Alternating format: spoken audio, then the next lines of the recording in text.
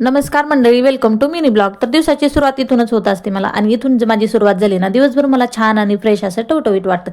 तर 2-4 दिवसापासून साईची तब्येत अजिबातच बरोबर नव्हती. त्याला काही खायची प्यायची इच्छा होत नव्हती.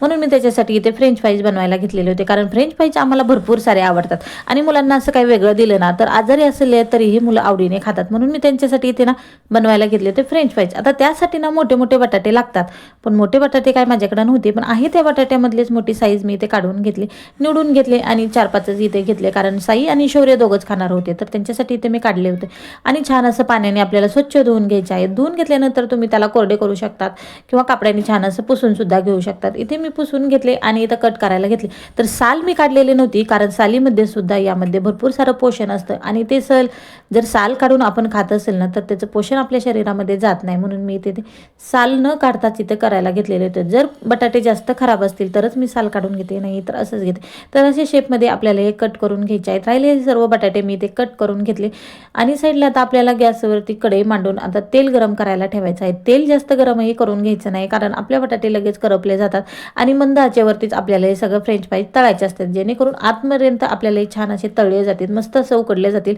म्हणून आपल्याला थोडासा गॅस कमीच ठेवायचा आणि सगळं छान असं तळून घ्यायचे. तर बघा, अशा पद्धतीचे आपल्याला याचे त्याचे काप करून घ्यायचे आहेत.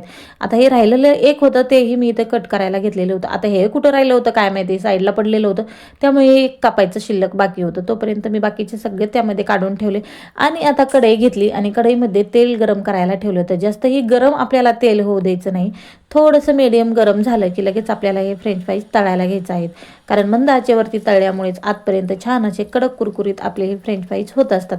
जर तुम्हाला उपवासासाठी हे फ्रेंच फ्राईज बनवायचे नसतील तर तुम्ही ना त्याला थोडंसं कॉर्नफ्लॉवर सुद्धा घालू शकतात, त्यामुळे आपले छान अगदी 5 मिनिटात तयार होतात आपले हे घरच्या घरी फ्रेंच फ्राईज. खूप छान आणि कडक कुरकुरीत असे मस्त आपले फ्रेंच फ्राईज तयार होतात. व्हिडिओ आवडल्यास त्यात लाईक शेअर सबस्क्राईब नक्की करत जा. भेटूया नेक्स्ट ब्लॉगमध्ये, तोपर्यंत सर्वांना बाय बाय.